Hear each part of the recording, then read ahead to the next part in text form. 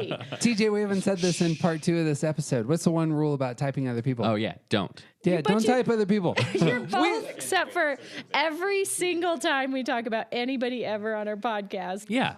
I'm Jeff Cook. And I'm TJ Wilson. And this is Around the Circle. I'm walking slowly, I'm taking my time. All I could talking is starting to rhyme. I'm letting go of lonely, letting go of strife. I just can't get enough of this beautiful life. The Enneagram is a map of the human personality. It's a tool for navigating relationships. It creates language for what motivates us and helps us look at the way we look at everything else. Most importantly, the Enneagram is a mirror because sometimes you need help seeing yourself. My name is Jeff Cook. I'm a philosopher in Greeley, Colorado, and with me is TJ Wilson, businessman, lover of theology, and Enneagram ninja. Hello. And the fantastic Kelly Cook. And we are picking up our last episode into love songs with the ones. Going into Hey Jude as the love song, though, not the breakup song. The So- love song. I want to say something. I want to say two things to get into this. One, if you haven't caught this already, dear listener, our 2-1 songs are going to both be McCartney songs. One is number 8 on Rolling Stone's list of best songs ever, and one's number 13. Oh. But sometimes it has been at number 1. Hey Jude This- has been number 1 in some lists. Hey Jude and Stand By Me go back and forth for me on the best song ever written, or the best song of the 20th century. Not your list. My list. I'm saying there's been There's music been- critics Oh, who of put Hey course. Jude number 1. That's yeah, amazing. like we did say this before, but like McCartney himself said that a different song is the perfect song that he didn't write. Which one would say? God only knows. It's true. It was number 25, by the way, on Rolling Stone's What's list. number I looked one? at that. It was Like a Rolling Stone. And I don't know if Rolling Stone magazine has a dog in the fight, Interesting. but number 1 was Like a Rolling Stone by Bob Dylan. And then number 2 was I Can't Get No Satisfaction By the Rolling by Stones. the Rolling Oh. Stones. I don't know if that's like Interesting. some secret under the... I disagree with both of those. Let's move on. I bet there's dark money involved in, in this list. Big Rolling Stone. So if you have not yet seen Peter Jackson's Beatles film, Get Back, it's a treat, especially if you're a Beatles fan. But I watched the first episode, and I had always thought that Paul McCartney was a 3, and that man walked into the room, and everything is 1. For example, he starts complaining to the other 3 Beatles about how it's been 5 months since they released their last album with Hey Jude on it, and they needed to get on it and to start doing things again. And most of their breakup comes out of, like, I'm watching myself and how I fry people in the endeavors that Present we company have. never included. Never. I'm super careful never to push these two beyond their limit. That is who he is. And one of the things that really stood out to me in looking through their catalog, because like, oh, well, here's our one. Because I've had a hard time finding just one songs in general. McCartney's love songs aren't very depthy when he's actually singing about love. It's I Want to Hold Your Hand. Michelle, Michelle, My Belle. That's not Prince. Right. You know. That's not the he's not unveiling himself. Mm-hmm. And there's something about, it's almost that 5-ish quality of I'm not showing you my cards. Sure. But it's different for ones. Yeah. Ones aren't showing you their romance because there is something that it's uncomfortable, and you shouldn't be putting out the picture of your romantic life out into public. Yeah. Shouldn't is the key word there. Yeah. Like it's inappropriate. This is not for everyone else. This is only for my beloved. Yep. And if you were to go through McCartney's contributions to the Beatles catalog, I think that's what you see. You see very surface level stuff, except for when it's a breakup song, which we're going to get to, or songs that are reinterpreted by others to say, well, this is actually about my romantic life, which is exactly what John Lennon did with this song. Sure. John Lennon thought Hey Jude was about he and Yoko. And there's something about McCartney's writing that I think is just real interesting there. And so, What is the one part of this song? Is it about how you make it better? I think the whole thing has a strong one quality. So Hey Jude is about Julian Lennon. John Lennon was divorcing his first wife. He has a 5-year-old. McCartney went out to their house. Apparently it was a drive. On the drive out to their house, he's trying to think of what he's going to say to this family who's going to lose their father. And he wanted to make sure that they knew, because they were part of the entourage. You know, they were part of the family, and they're getting kicked out of the Beatles, as it were. And he's going and he needs to say something to this family, and it materializes as a message to this 5-year-old kid. And he changes the name from Jules to Jude. And so this is a message to a 5-year-old who is experiencing the divorce of his parents. Hey Jude, don't make it bad. Take a sad song and make it better. Remember to let her into your heart. Then you can start to make it better. Primary focus for once is improvement. Primary focus for one's in terms of like there's pain that others are experiencing. How can I step into that space and elevate? That's an energy, I think, in a lot of ones. The move of letting somebody into your space and heart, I actually don't understand. I don't know who this person is. I don't know if he's saying that to the kid to accept your new stepmom. I'm not exactly sure how that's playing out, but certainly in terms of the romance side, I think a lot of people interpret this song as I need to put down my shields, my barriers, and let this person into a more depthy place inside me. You guys got thoughts? The reason it occurs to me that I can buy your argument that this is a one song is because it's not a romantic song at all. It's not a love song in that way at all. And I think, hear me out, because in that way it actually is. A lot of ones do not understand romance in the way that many other folks do. Romance would be, I'm going to take care of the kid, or it's about the whole family, or the world is falling apart. It is not, I mean, I can't speak for all ones, but it doesn't seem to me for the ones I know to ever be chocolates or flowers or even a song that you have as your song. It actually has to do with the entirety of the situation and being a part of that. And that, like, I don't know that the love is even that different. There's limited love that ones have to give, but if you get it all, and it's incredible and it's genuine and it's wonderful. But there's not a lot of it. Not because they don't, like, they actually do love the world and they want to fix it. But as far as individual people go, there's only a few people who are going to get that. And so for whatever reason, he really loved this kid and this family. And to him, that's the exact same as a romantic partner, but not in a weird way.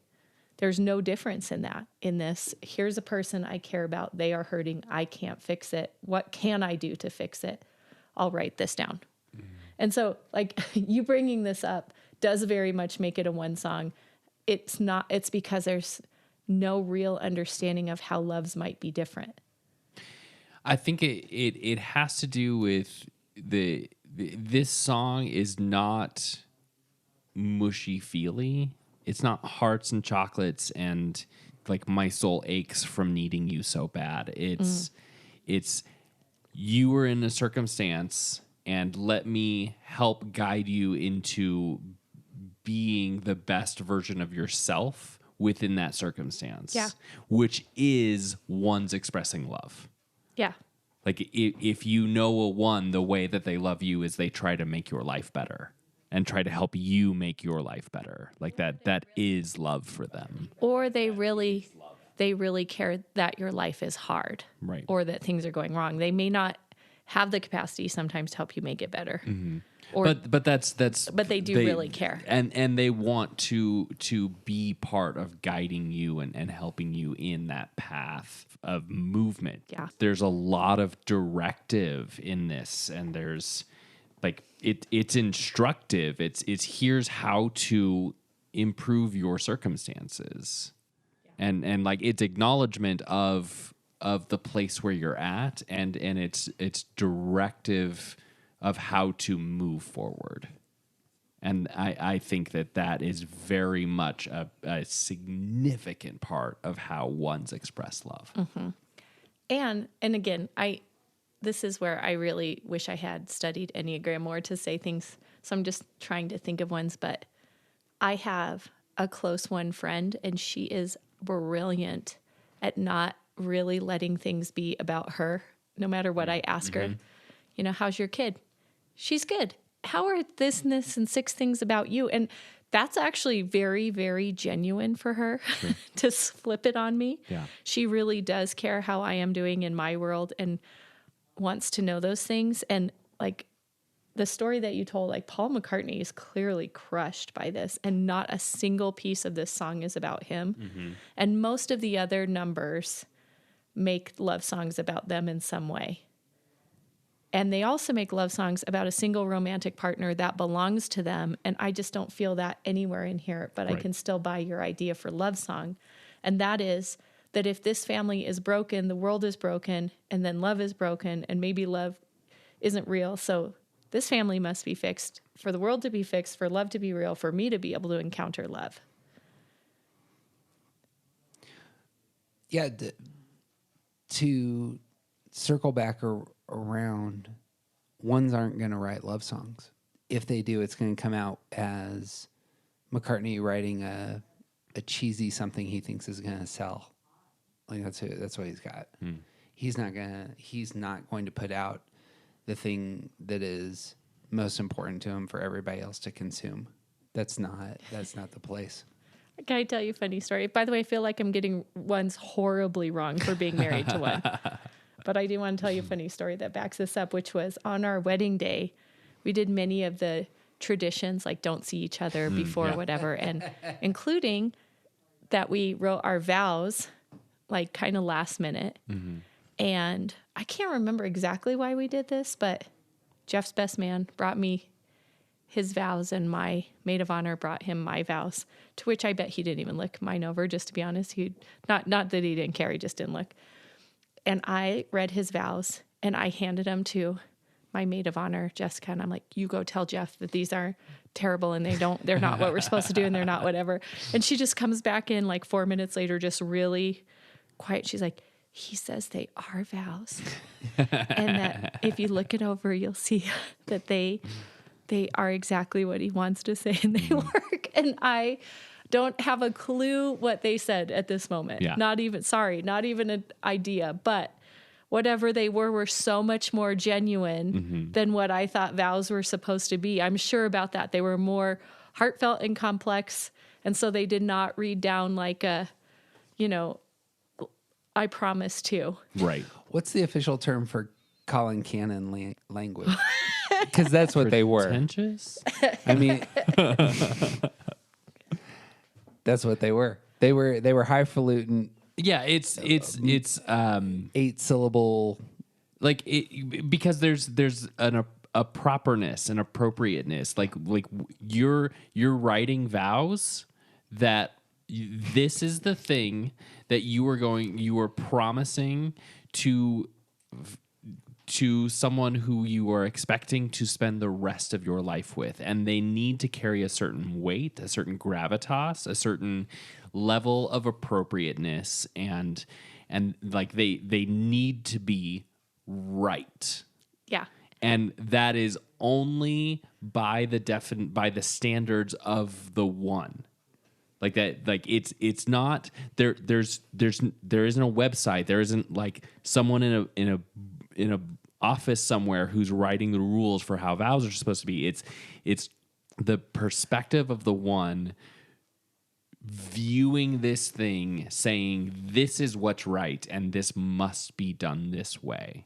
And the reason that vows written by a 1 would come across as, I'm guessing, clinical is not that far from reality, and like I would also guess that there wasn't a ton of heart in them, because that's not what they were for. That it was about the promises and about a lifelong, like there's a seriousness to what this is. And in the same way that for 3s, feelings are messy, for 1s, feelings are not appropriate. That's what it is. I would imagine it probably was more, there was a lack of cliches. Thank goodness. But I guarantee you my vows were thinking about everyone else in the church who was hearing them, not Jeff. Yeah. Promise you that. And Jeff was only thinking about him and you. Yes.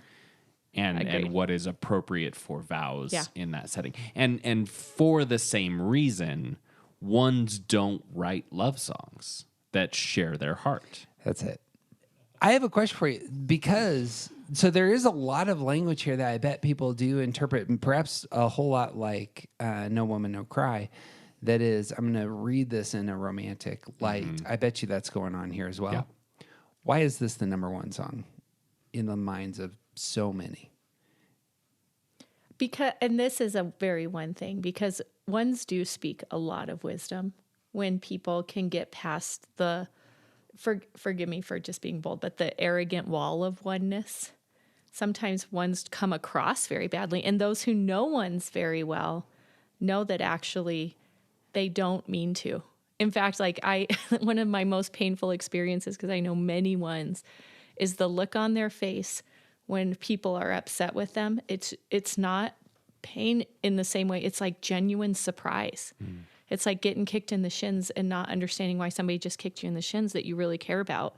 Because 1s, as we talked about in the previous episode, 1s have thought through all the things for your sake. And they've for a long time, they've really worked on this issue.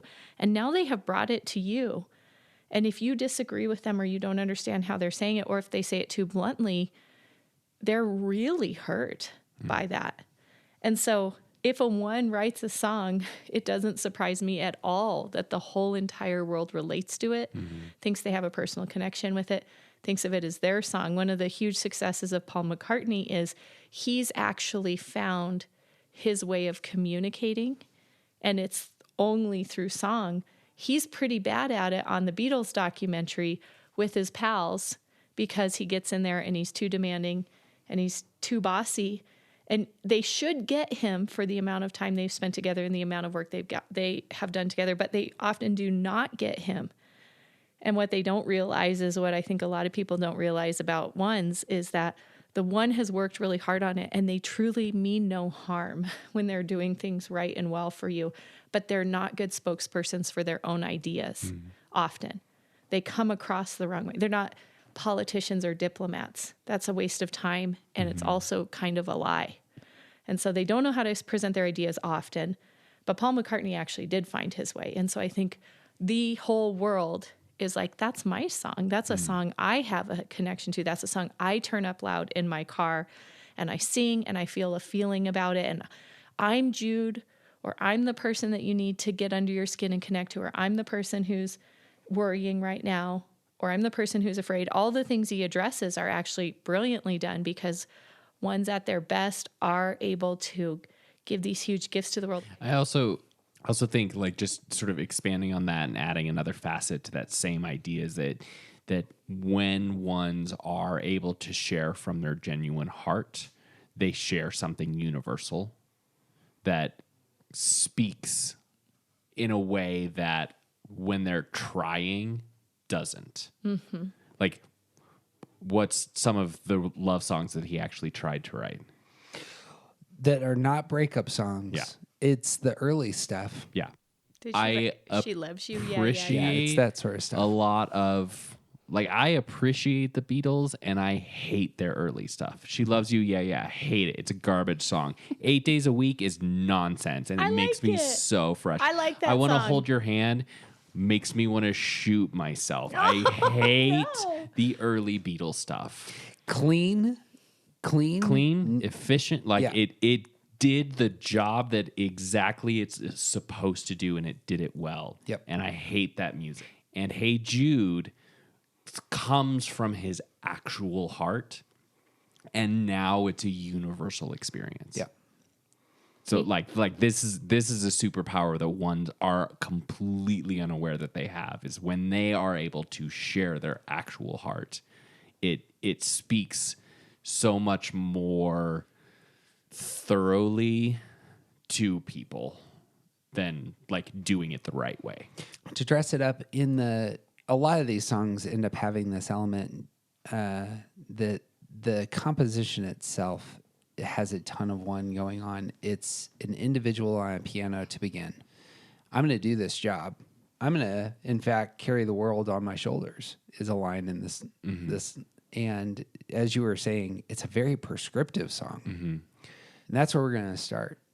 There is an invitation to intimacy with the fact that it's if you watch, there's a video of him recording this song, and he's just staring dead center at the camera, just singing it down.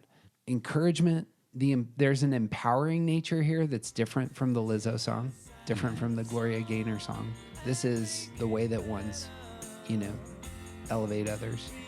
And then the song builds. By the end, and you'll know this, the outro to this song, which by the way is set up with the word better, better, better, better, better, better, yeah. Might be a focus for one. Launches out with a 36-piece orchestra. And it's like, I'm taking you from here to there. We're gonna rise. We're gonna move this thing into a place that is filled with overtones and swirling and power. And just like the 9 that's creating the space that's calm, this is the one that's creating the excellently executed orchestral experience that enraptures everyone. But I'm going to take you there. I don't want to, it's not like a 4 that it's beautiful. I think for the 1, it's very much, I'm going to hit you with force and power eventually. But it needs to be done well so that it's earned. Yeah. And that's where this one gets to. Yeah. Also, notice it's an individual, Hey Jude, but at the end, just like No Woman, No Cry, it's we're all going to sing this together.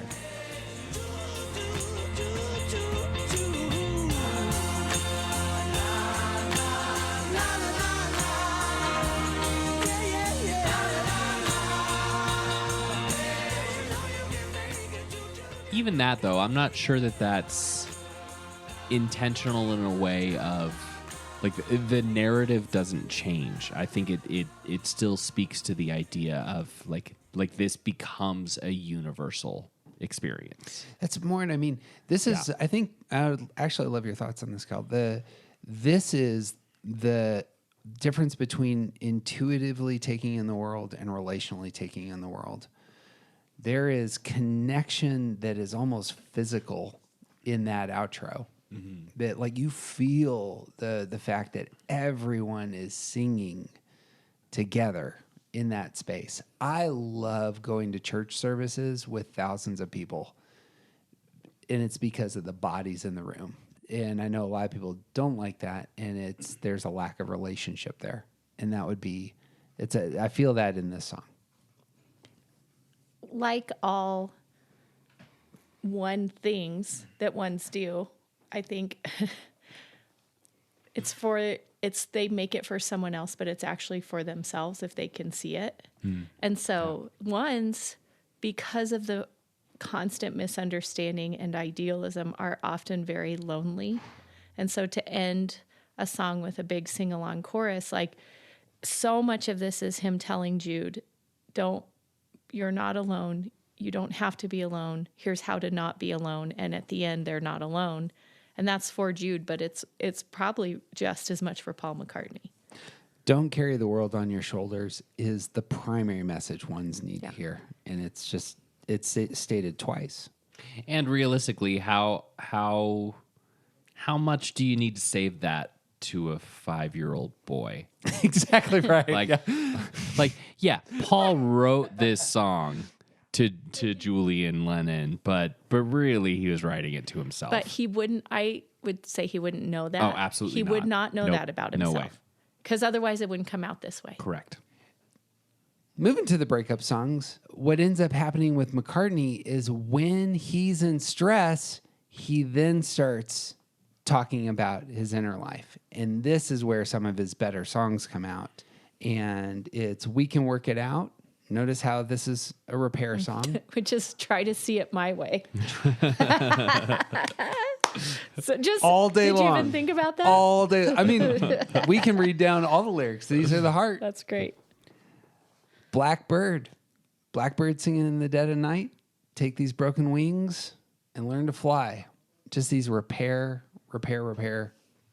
kind of moves. And of course, his song that's best of this sort is Yesterday.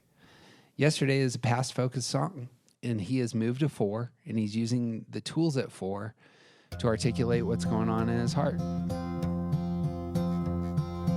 Yesterday, all my troubles seem so far away. Now it looks as though they're here to stay. Oh, I believe in yesterday. That's the intro. The rest of the song is very self-critical. Suddenly, I'm not half the man I used to be. There's a shadow hanging over me. Oh, yesterday came suddenly. Why she had to go, I don't know. She wouldn't say.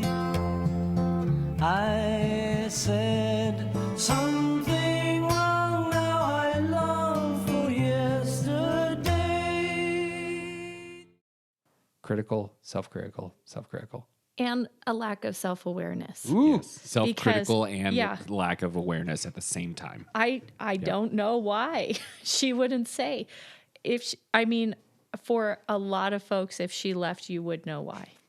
And he's genuinely not sure. Right. Because she didn't tell him. Right. So But also, he said something wrong. You know why? Okay, sorry. I think you're spot on. I think that exposes the heart of one. yeah. 2 other lines that just go very much with the one heart is that love was such an easy game to play. It's action focused. It's very much about, I am what I do. And we have this relationship. It's that sort of event. And when it doesn't work, I need a place to hide away. There's a withdrawal. Now I need a place to hide away. Oh, I believe in yesterday. Why she had to go, I don't know. She wouldn't say.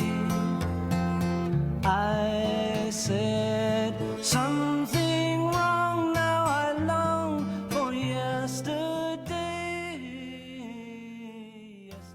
I'm not trying to move on too fast, but I do feel one piece that was missed out of these ones was the anger side of ones. And I just wanted to throw in one more, maybe breakup song, or at least, I actually think this song is probably more of a 4 song, but here's a piece of it is The Boxer by Simon and Garfunkel. At the end, the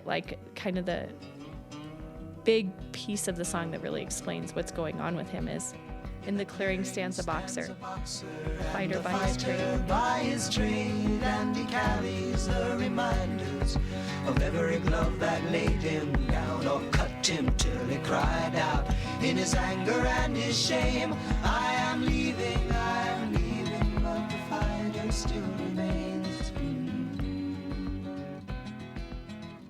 I think that's a very one way to see the end of a relationship Yeah, true. is there's the action oriented. I'm a boxer and I fought my best and I still absolutely lost. And I cried out in rage and I walked away, but not all of me could leave it behind. And so I think that could really work. A part of me is forever still here. Yeah. Yeah. And that song is certainly not a romance song of breakup or not breakup in any way, but that fits with the one theme as well, as processing your whole life and all your failures. I mean, he's so lonesome, he goes to the whore zone and finds comfort for one moment in that song, which a one would know would be a failure. But they would be that lonely, and they would totally, in a low moment, really have a moral issue come up for them. Of all things, I heard exactly the opposite. He's endured the suffering, and therefore he's won. He's earned whatever the thing is. This can be 9-ish and 1-ish on some. It's very body oriented. It's like I have gone through the gauntlet and come out on the other side. I suppose 8s can go there too. It's body type. It's like I have suffered so much and won through that process. This song is all about losing, which I know we're not going into that song, but this song is all about, in my opinion, a one who loses and loses and loses, no matter what he does correctly to try to not lose. And he really tries to do everything correctly, and he can't hear anything that anyone else is saying to him. Love it. We started with the 2s in our whole deep dive into love, and we'll end with the 2s. Woo! There are some great love songs. Love me some 2s. On the high side, it cannot get higher and more bubbly, heartfelt than 2 love songs. And I found no songs more crushing than the 2 breakup songs. So that's where we're ending. Okay. Appropriately so. Right. This is, again, if it wasn't mentioned before, this was a Kelly Cook recommendation. The love song is Ain't No Mountain High Enough from Tammy Terrell and Marvin Gaye. Excellent. This was just a performance. They didn't write this song. This was written by some of those folks who were, in a closet somewhere smoking cigarettes, trying to churn out some Motown gold. And they did. It's true. Mission accomplished. Ain't no mountain high, ain't no valley low, ain't no river wide enough, baby. If you need me, call me. No matter where you are, no matter how far. Don't worry, baby. Just call my name. I'll be there in a hurry. You don't have to worry. You know why, baby? Ain't no mountain high enough. Ain't no valley low enough. Ain't no river wide enough to keep me from getting to you, baby. Remember Why am I always the one singing on this? Because you're willing to. Because there's a microphone in front of my face. The way I'm going to connect with you is I'm going to give all the love that you could possibly need. You want to know why? Because there ain't no mountain high enough. No. My love is going to surpass all of these things. What I also love is it's not hidden at all. I'm not pretending like I won't give you the love or do ridiculous things to give you the love. I will just let me lay it out for you.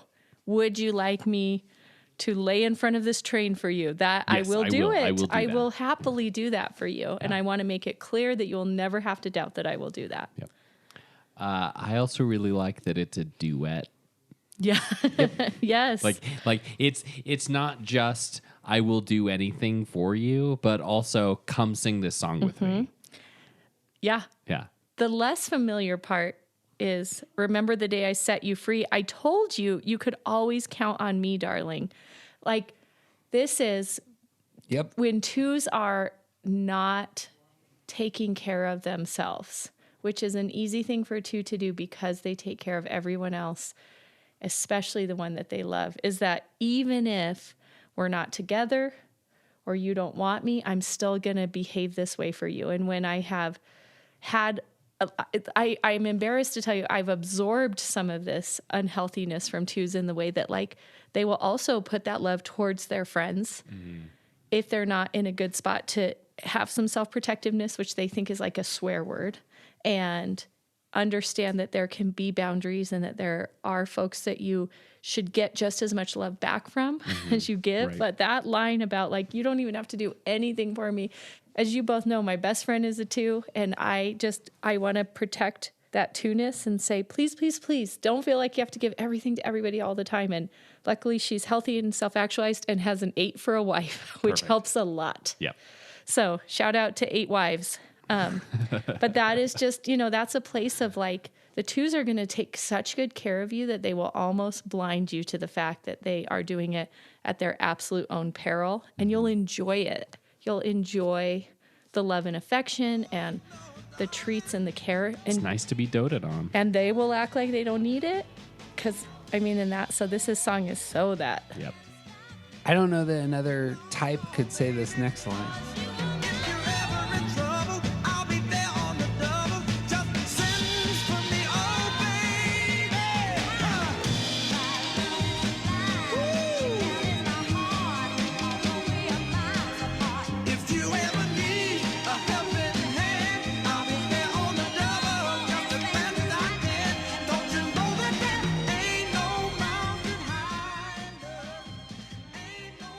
All of that, but the middle there of the overwhelming power of my love that they feel, like they're very aware this is the thing that they have, and it's going to get unleashed. It has salvific properties. It can set people free, apparently.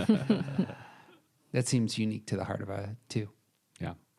And I think 2s would be just fine to express this in all the ways they want it if the world wasn't broken and people didn't take so much advantage of it or expect it to the point where they get beat down or worn out or sad that they're not getting it back.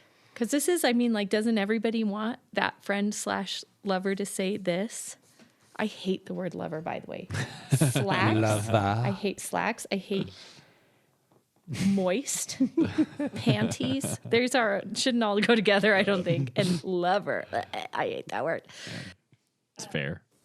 I think everyone would like to have this said to them.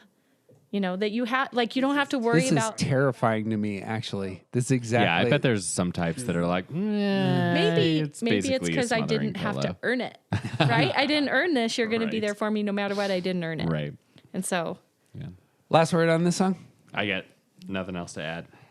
The most cutting song I think on our list is this next one. I didn't know it except for the great Jess Yarbrough said, "This is the song. This is my 2 song." And it's The Giving Tree by the Plain White T's. This is based on a Shel Silverstein poem. This is again a song that's a breakup song in a major chord, a major key. And the chorus is just cutting. The whole thing's cutting. yeah, I listened to it today. I hadn't heard this one either, but it is heavy. All the leaves on the giving tree have fallen. No shade to crawling underneath.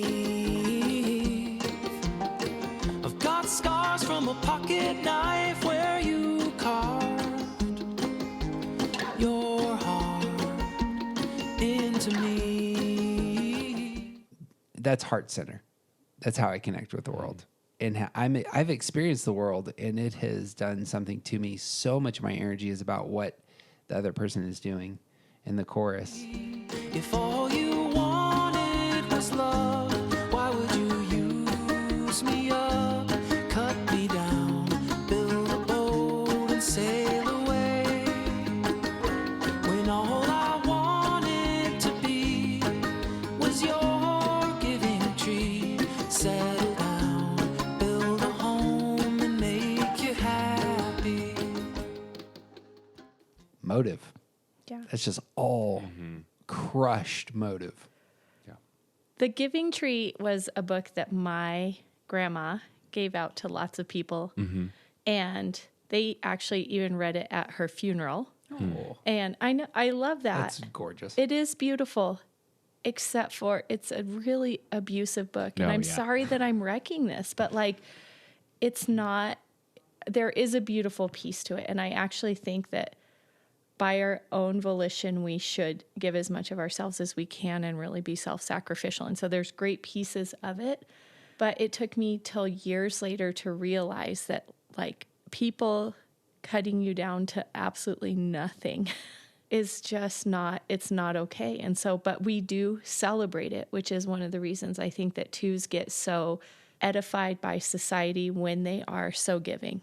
And it's not trying to knock on trees, but it's not okay to cut off all of somebody's branches and all of their trunk and then sit on them when they're dead. And it's not okay. Right. And so on one end, like I have a huge fondness for this. I love Shel Silverstein. It needs to not hold up is the problem. Right. It needs to have, there can be lessons in that, but the idea of the giving tree needs to not hold up from either side, from a tree that would allow itself to be totally torn down or someone who would be the perpetrator of that. Because part of it too is the little boy grows older and older and he doesn't learn or do any better. Yeah, so he she doesn't mature. actually doesn't do him any good because he never, his happiness is so shallow and she's allowing it. But it can feel really good. And that book, I promise you, many of us have it in their houses, and now you're unsubscribing to Around the Circle and you hate my guts, and it's fine. I'm not coming back for another episode, so There's it's a fine. punchline on this one. Yeah, what is it? Well, the punchline is that Shel Silverstein, a Jewish man, was writing a book about his experience of God. And that, I think, is incredible in a way, but we hand it out to people at graduations and birthdays. Yeah, And and it's- I agree. Yeah, self-sacrificial love is something to be celebrated. It's a beautiful thing that changes the world, and also it's not appropriate to encourage self-sacrificial love that's only one-sided. Yep. Like there's like if the boy and later the man and later the old man was giving up, like if there was a give and take in this relationship, it would Yeah. we wouldn't be having this conversation. Or if the man, instead of, he builds his own house, his own boat, his own whatever, he really, that I can recall, doesn't do anything for society. He doesn't make something for the world out of the tree. Yeah.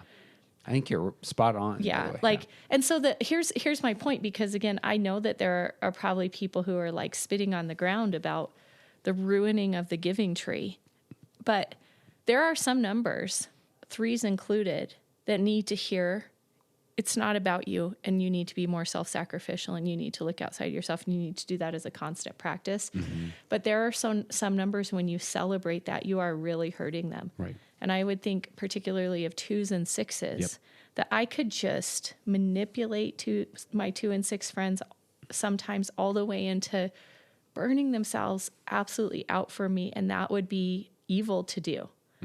And so celebrating it is wrong to do because the context can be so off. The same way celebrating success at all costs, like Americans like to do, can be wrong. Or, I hate the word self-care because I think it has gone from you're genuinely having a lot on your plate and you've done a lot and you take a day or a couple days or a vacation or whatever thing, to every single day it's about me. And I better have 7 practices of self-care every day because I'm the most important. It's like, what it is it's overboard. Yeah. If the giving tree, that's not a good story, but if it stops with you cut off some branches, then it's like more reasonable. Right. But the problem is the boy doesn't grow or learn anything and the tree is dead. It's a tough song. Yeah. This is not the first time I've heard the giving tree as an excellent as something that 2s need to pay attention to, because the giving tree, the story, and this song is that they're an excellent representation of one of the most important pitfalls for 2s, which is giving themselves without and letting other people take advantage of that giving, and like the codependence that goes along with that, and letting other people burn you. And in the context of relationships, like when you give yourself entirely over to another person who only takes that, it's only ever going to end badly. Yeah. And I think instead of I want to just stretch this out a little bit. Instead of just 2s as victims of this, I also want to say that 2s need to understand that a long time ago, when we were reinventing church, we've done it like 15 times, one for every year. I kept saying we need to make all the food for everyone and have all of this set up for everybody and all of that set up for everyone. And what I didn't realize was people are really let down when they can't build something with you. Yeah. So you might want to be a great host, and that's a lovely thing to be. And there are occasions when it's good to be a host. For example, if someone is really in suffering or mourning and you're not, I think that's a totally fine time to just not make anything about you and pour yourself out. But the wrong instinct is to say, I will give everything and that will make someone so happy. But people aren't happy when they don't build and they don't create. And I think that this might be just an issue that's going on with us in the whole world in the last 2.5 years. That we've been really stifled in what we can build and what we can create and what we can contribute to. So what we've instead done is turn inward and towards all this self-care and selfishness. We're super dissatisfied. So on one end, we can victimize twos, but also twos need to let everybody also contribute and also build and also be a good friend, because I am so much happier with my two friend now that our relationship is much more equal. Yep. And she's much, much healthier and all those things. I love having that because I'm not feeling constantly like, oh, I didn't do anything. I didn't help. That's a bad feeling to have, that I'm not really a part of it and you're giving me everything. I think that's solid. I like your other choice down here too. We should write a book on people's motives and addictions, take them down some dark paths. That's a great idea. Do you say this every podcast? Wait, Didn't say it are in the you last judging one. self-promotion? No. I'm appreciating it. Only recently. Well, let's land on a good song. Let's land on a good love song. Great. This is a 2 song. Do you know who wrote "Make You Feel My Love"? You mean it wasn't Adele? Google thinks it's Adele. I actually went for the lyrics and it says Adele song. Huh.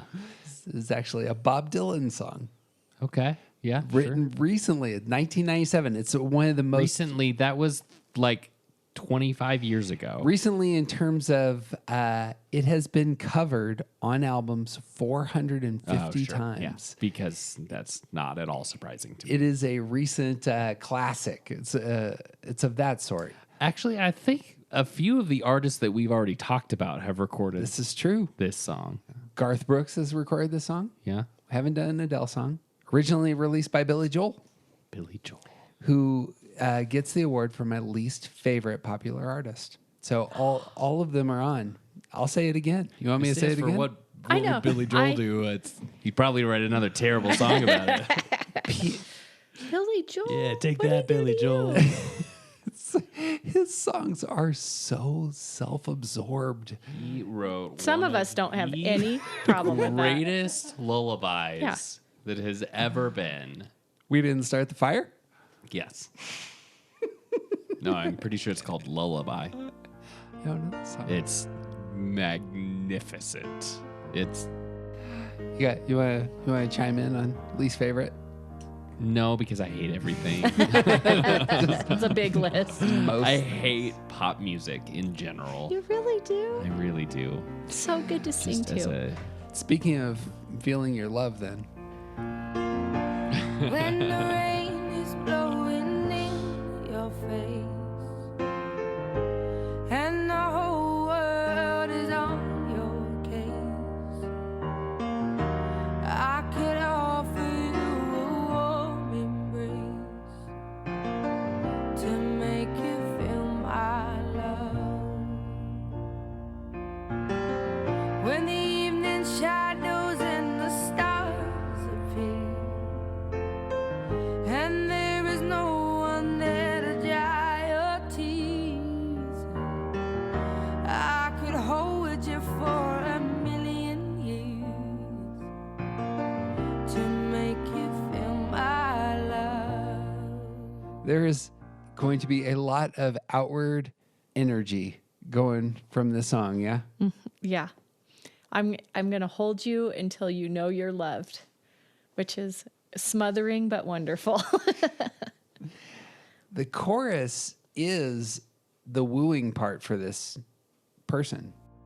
I know you haven't made your mind up yet, but I will never do you wrong. I've known it from the moment that we met, no doubt in my mind. like the giving tree, I suppose. I'd go hungry. I'd go black I and go black and blue. I go crawling down the avenue.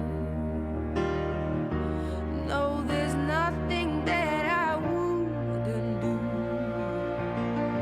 to make you feel my love. blue. Possibly the same psychological problem there? Or is this said in a way that's worthy? Maybe it's poetic. Oh no, I think it's the same kind of song, same kind of idea. This is the one difference that you can sort of hold up as this is preemptive. Like this isn't saying I have done all of these things for you. It's saying I would do all of these things for you. So it's an offer, but it's not as like maybe they're offering more than they can fulfill, which would make it a little more acceptable. Twos have no anchor in the future. This is just Right. Writing checks that they're Yeah. not aware of Yeah. how this going to get cashed Yeah, anyway. that's totally possible. But they just like they would. There ain't no mountain too high. They would go to the ends of the earth for you. Yeah. It's all there. I just thought that was a fun little place to land. You got anything last words on this? Not this one. Come on. We have gone around the circle.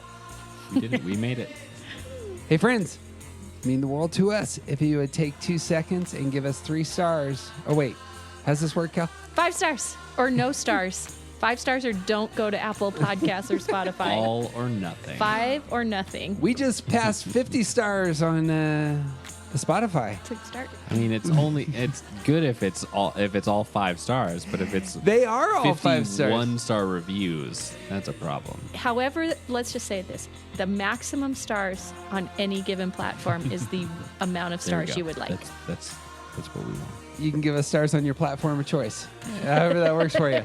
You can find all the links to all of our stuff at aroundthecircle.org.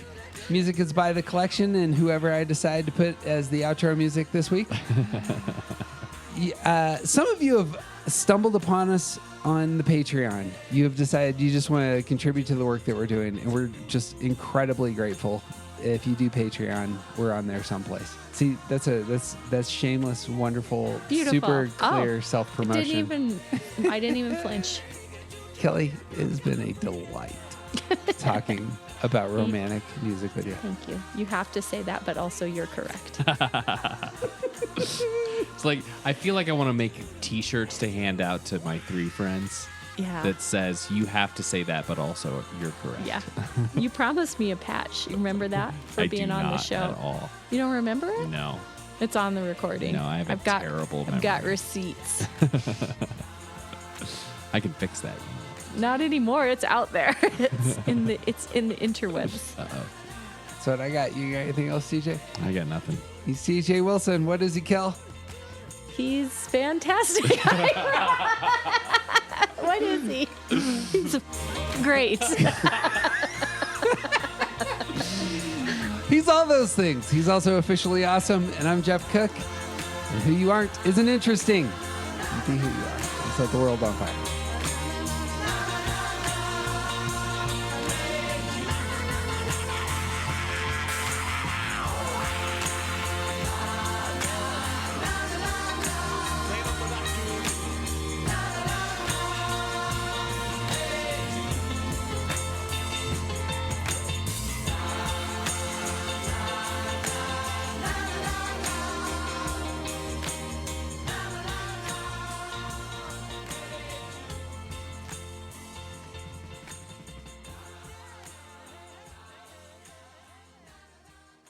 She loves you, yeah, yeah, yeah. She loves you, yeah, yeah, yeah. She loves you, yeah, yeah, yeah, yeah. I can't harmonize. I can't sing, so it's fine. You want to get married? Yes.